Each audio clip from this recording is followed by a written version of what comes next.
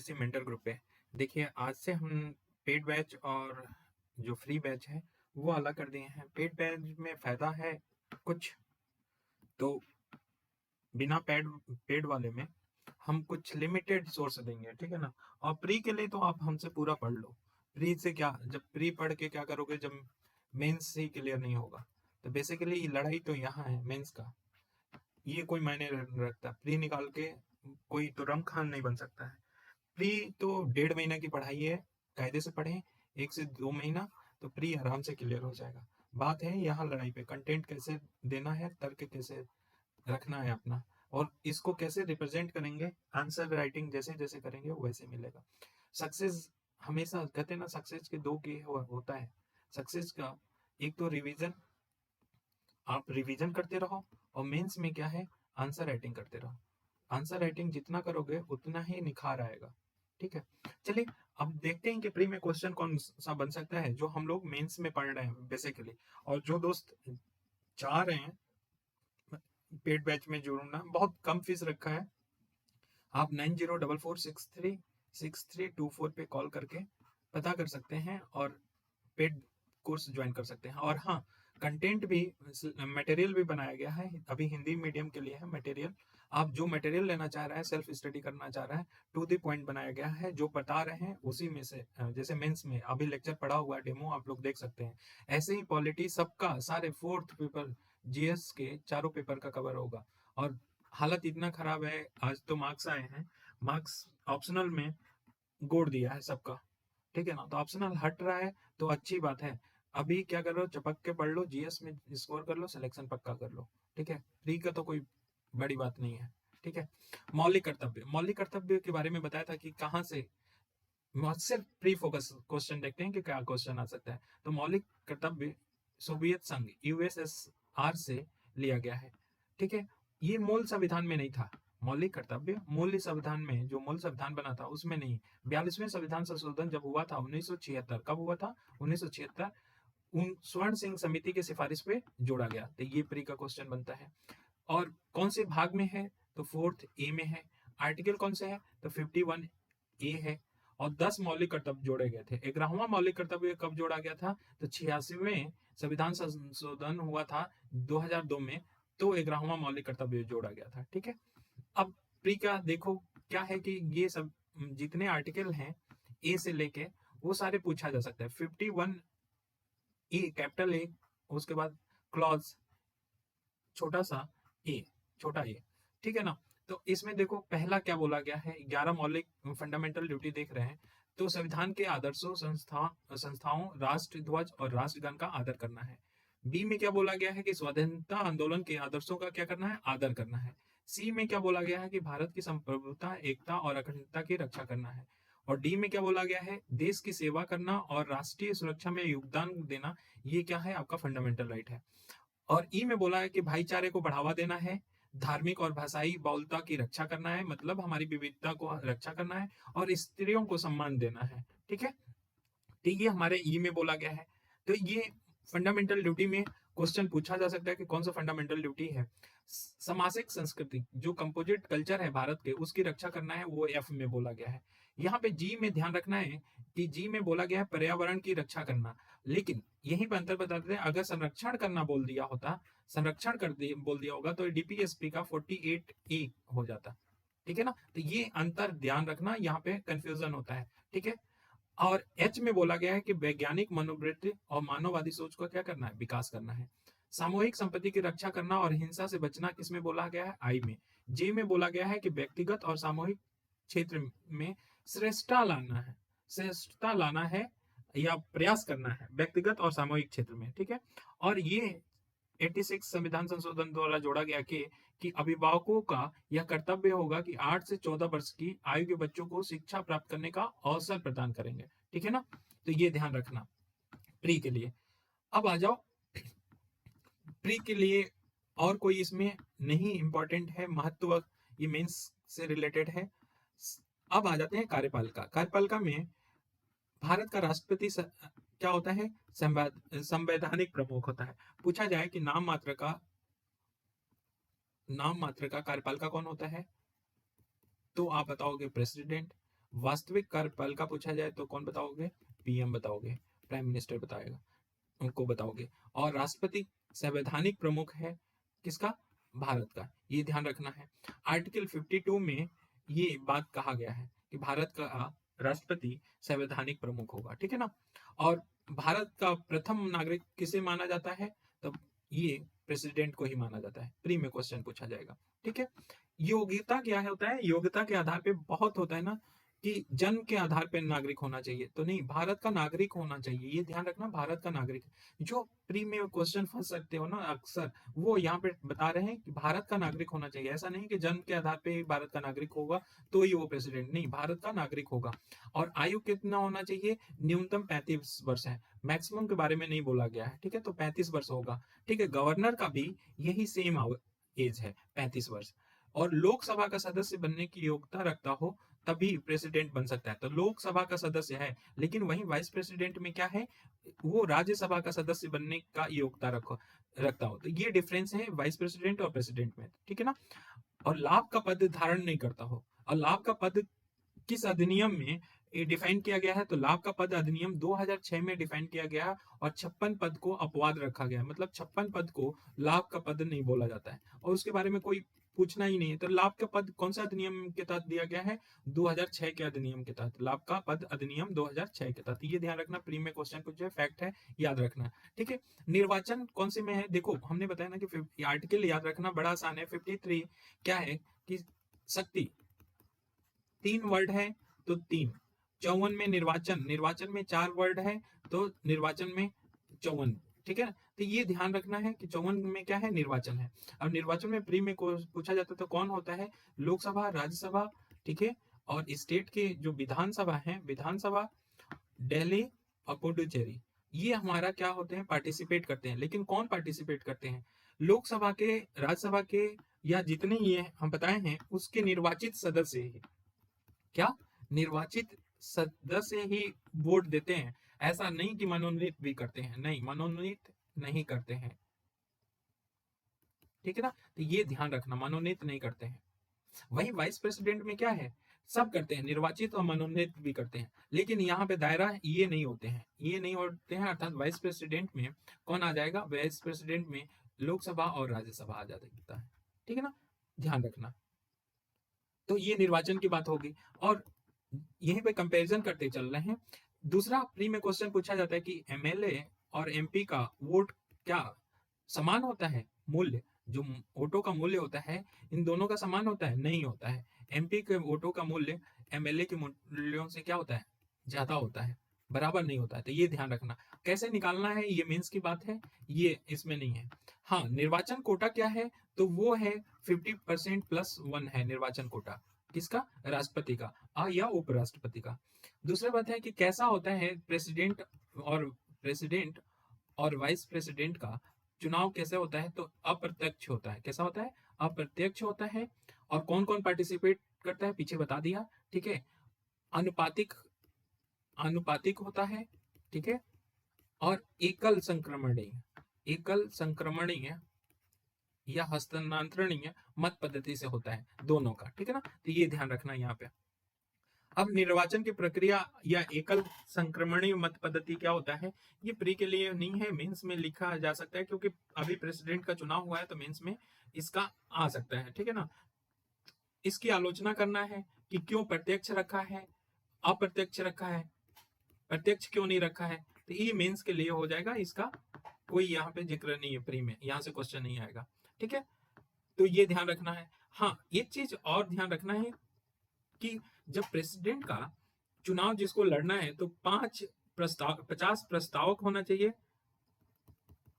50 प्रस्तावक होना चाहिए, और 50 अनुमोदक होगा, तभी वो निर्वाचन मंडल के सदस्य। और तीसरा क्या होना चाहिए इसमें? निर्वाचन मंडल का सदस्य हो, तभी वो राष्ट्रपति का क्या चुनाव लड़ सकता है। क्या? 50 प्रस्तावक हो, 50 अनुमोदक हो, और निर्वाचन मंडल का सदस्य हो, तभी वो चुनाव लड़ सकता है। दूसरा फैक्ट याद रखना है कि जो नीलम संजीव रेड्डी थे, वो एकमात्र राष्ट्रपति थे, एकमात्र वो ही नहीं बोला जा सकता है। नीलम संजीवन रेड्डी थे और एपीजे अब्दुल कलाम थे। ये दोनों एक मतलब ये दो राष्ट्रपति थे जो निर्विरोध निर्वाचित हुए थे, निर्विरोध राष्ट्रपति बने हुए थे। ठीक है, कौन कौन? नीलम संजीव रेड्डी और एपीजे अब्दुल कलाम। और ज्यादातर क्वेश्चन पूछा जाता है नीलम संजीव रेड्डी, ये उपराष्ट्रपति वाइस प्रेसिडेंट ना होते हुए सीधे राष्ट्रपति हुए थे, वैसे ही एपीजे एपीजे अब्दुल कलाम थे। ठीक है। अच्छा, जो कहते हैं ना कि एकल हस्तांतरण मत पद्धति से होता है, तो द्वितीय चक्र का गणना सिर्फ और सिर्फ एकमात्र राष्ट्रपति थे जो जिसकी गणना में कोटा पूरा नहीं हुआ था। पहले गणना में 50% वन का कोटा नहीं पूरा हुआ था, द्वितीय गणना में पूरा पूरा हुआ था। तो वो कौन राष्ट्रपति थे? वो एकमात्र बीबी गिरी थे, बीबी गिरी थे। तो ध्यान रखना प्री के लिए, ठीक है ना। अब देखो कार्यकाल की समाप्ति कैसे होता है। तो कार्यकाल से पहले चुनाव करा लेना है, कितने? 6 माह के भीतर करा लेना है, ठीक है ना, कार्यकाल का। और रिक्ति कैसे होगा? मृत्यु हो जाएगा तो त्याग पत्र देगा। तो राष्ट्रपति किसको त्याग पत्र देता है? वाइस प्रेसिडेंट को। निर्वाचन रद्द हो जाए तब, और महाभियोग लगा दिया जाए तो। महाभियोग के लिए आर्टिकल कौन सा है? 51 है, ठीक है ना। तो ये ध्यान रखना, प्री के लिए इंपॉर्टेंट है।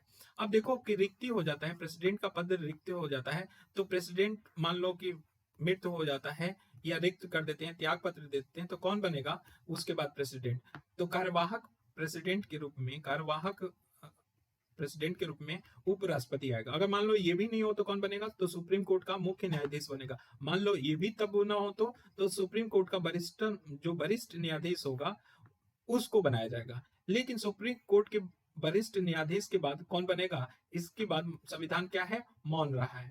तो देखो, सुप्रीम कोर्ट का मुख्य, यहां तक तो नौबत नहीं आया सुप्रीम कोर्ट का वरिष्ठतम न्यायाधीश के, लेकिन यहां तक नौबत आ गया कि सुप्रीम कोर्ट का मुख्य न्यायाधीश एक बार राष्ट्रपति का पद पर कार्यवाहक राष्ट्रपति की तरह काम किया था, और एकमात्र वो कौन थे? मोहम्मद हिदायतुल्लाह जी थे, और जो कि डॉक्टर जाकिर हुसैन के मृत्यु के बाद बने थे। तो ये ध्यान रखना, डॉक्टर जाकिर हुसैन के जगह बने थे, ठीक है ना, मृत्यु हो जाने पे। तो ये प्री का था। अब देखो कि महाभियोग के लिए 2 आर्टिकल पढ़ते हैं, 56 और 61, लेकिन उसमें सबसे इंपॉर्टेंट कौन है? अगर महाभियोग पूछा जाता है 61, अगर 2 आर्टिकल दिया हो तो 56 और 61 दोनों क्या करोगे? मारोगे, ठीक है। महाभियोग जब लगाया जाता है तो किस बहुमत से लगाया जाता है? विशेष बहुमत से, या 2/3 बहुमत से पारित किया जाता है महाभियोग, ठीक है ना। और किसी भी सदन में लगाया जा सकता है। प्री में पूछा जाए किस सदन में, तो लोकसभा या राज्यसभा में लगाया जा सकता है क्या? महाभियोग। लेकिन शर्त यही है कि 1/4 लोगों का, सदस्यों का हस्ताक्षर होना चाहिए। क्या होना चाहिए? 1/4 लोग, जो भी, जैसे राज्यसभा है, राज्यसभा में कितने हैं? 245 सीटें हैं इस समय। टोटल तो संविधान में 250 बोला है। अब 245 सीटें हैं, तो 245 में से अगर क्या लाना है? महाभियोग लाना है प्रेसिडेंट के खिलाफ, तो 1/4 मतलब 245 के 4th पार्ट क्या करें? हस्ताक्षर कर दें। क्या कर दें? साइन कर दें। और 14 दिन पहले किसको? राष्ट्रपति को सूचना दे दें। तब जाके क्या हो सकता है? उसके ऊपर महाभियोग चला जा सकता है उस सदन में, ठीक है। उस सदन से पास होगा तो फिर दूसरे सदन में, जैसे राज्यसभा से पास हुआ तो लोकसभा के पास जाएगा, फिर उसे विशेष बहुमत से पारित करना होगा, 2/3 बहुमत से पारित करना होगा। तब जाके राष्ट्रपति स्वतः पद मुक्त हो जाता है। क्या हो जाता है? स्वतः पद मुक्त हो जाता है। तो ये ध्यान रखना है प्री के लिए। अच्छा, ये पूछा जाता है कि राष्ट्रपति की को सलाह देने के लिए मंत्रिपरिषद होना चाहिए। वो मंत्रिपरिषद कौन से आर्टिकल में है? तो ये देखना, 74(1) में मंत्रिपरिषद। राष्ट्रपति को सलाह देने के लिए एक मंत्रिपरिषद होगा। कौन से आर्टिकल में बोला गया है? 74(1) में बोला गया है, ठीक है। और 42वें संविधान संशोधन में 42वें संविधान संशोधन में ये बोला गया था, एक लाइन जोड़ा गया था कि जब भी राष्ट्रपति काम करेगा वो मंत्रिपरिषद के सलाह पे कार्य करेगा, ठीक है। 44वां वेरी इंपॉर्टेंट प्री के लिए, 44वें संविधान संशोधन 1978 में आया था। उसमें बोला गया था कि मंत्रिपरिषद की सलाह पे क्या करेगा? प्रेसिडेंट काम तो करेगा, अगर कोई विषय पे पुनर्विचार के लिए क्या करता है? प्रेसिडेंट वापस कर देता है। किसको? मंत्रिपरिषद को, ठीक है। तो पुनर्विचार के लिए वापस कर देता है, तो अगर मंत्रिपरिषद वो पुनर्विचार करके प्रेसिडेंट को दोबारा भेज देता है तो वो बाध्य है देने के लिए। आईएएस में आया था प्री में, और कितने लोग गलत कर दिए थे, ठीक है ना। तो बाध्य है देने के लिए, ये ध्यान रखना, अपनी सहमति देने के लिए बाध्य है। कब?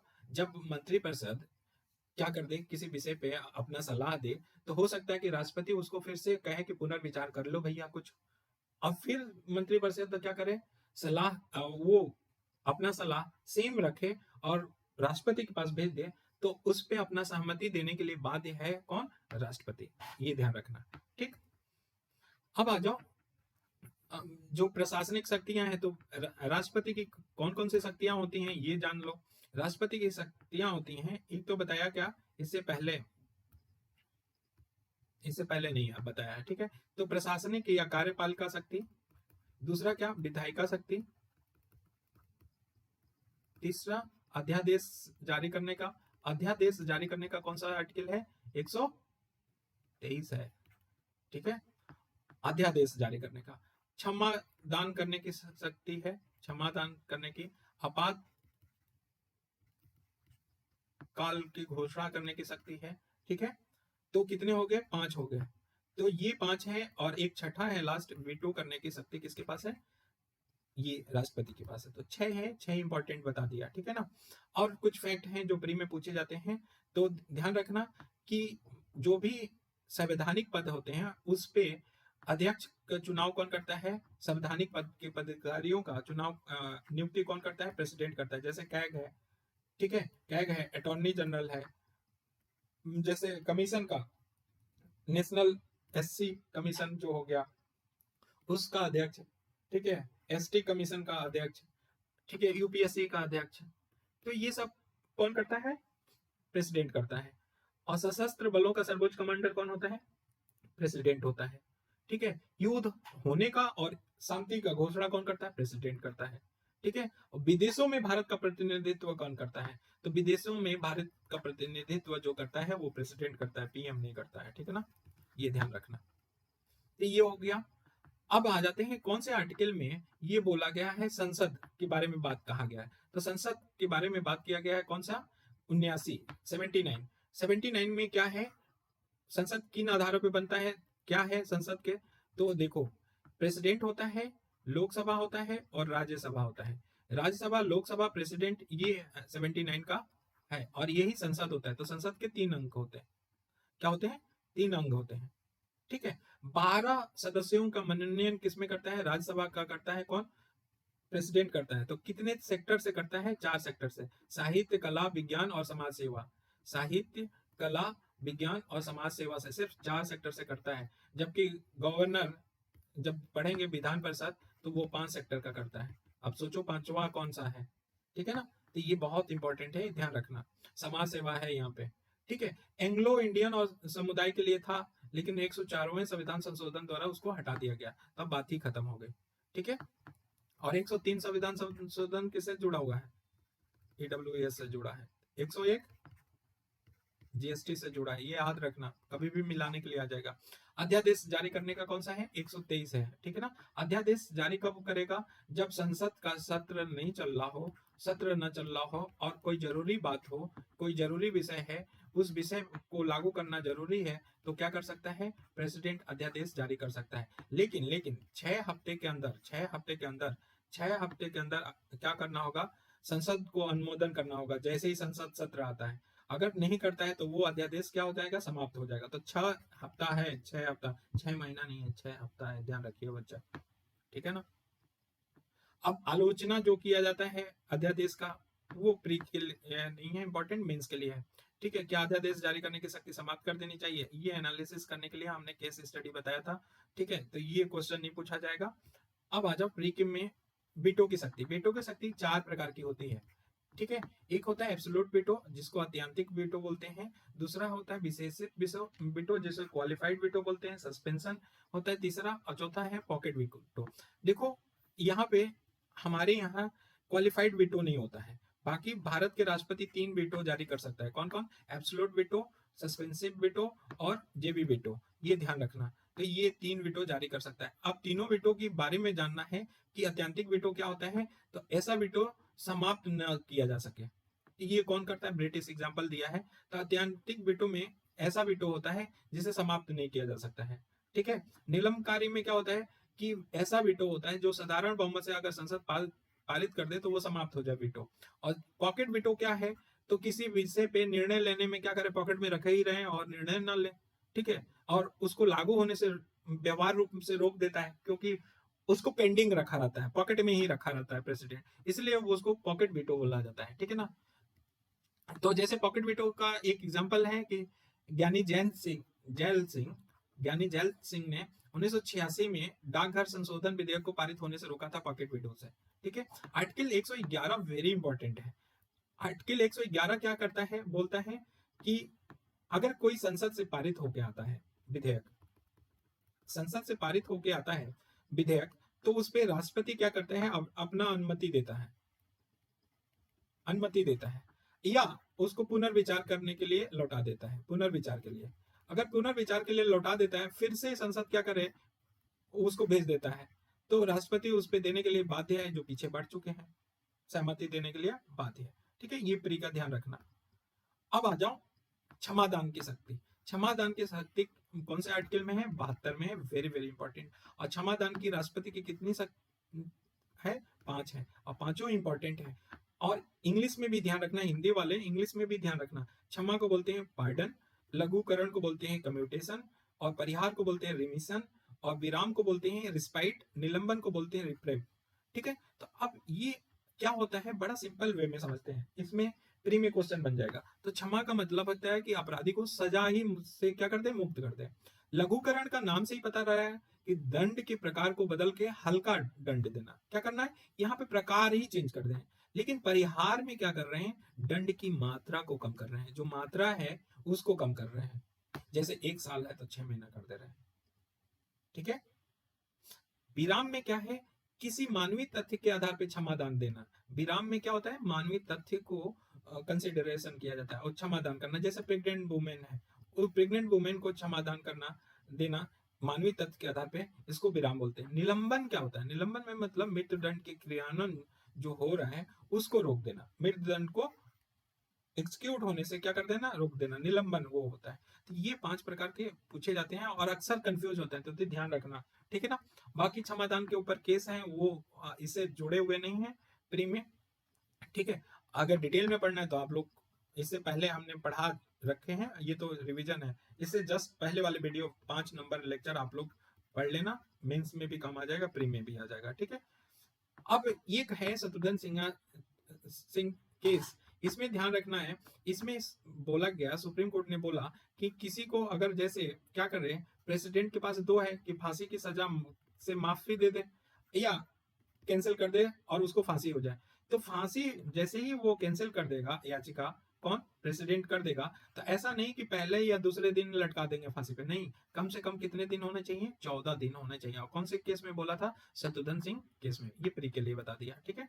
आपातकालीन शक्तियां कौन से भाग में है, ये मिलाने के लिए बोला जाता है। इमरजेंसी प्रोविजन किसमें बोला गया है, कौन से पार्ट में, संविधान के 12। कितने प्रकार के होते हैं, 3 प्रकार के, नेशनल इमरजेंसी, ठीक है, और राष्ट्रपति शासन जिसको बोलते हैं दूसरा, और तीसरा क्या, फाइनेंशियल इमरजेंसी या वित्तीय आपातकाल। तो इसको हम लोग नेक्स्ट में इसको कंपैरिजन करते हुए प्री में पढ़ लेंगे। आज के लिए जो ये लेक्चर खत्म हो रहा है प्री और मेंस का, तो इसमें प्री भी है, मेंस है, आप इसके पहले वाले लेक्चर जो 5th नंबर का है यूट्यूब पे पढ़ा है, वो आप जरूर देख लेना। चलिए, तो ये हमारा प्री के लिए रिवीजन रहा। थैंक यू सो मच, ठीक।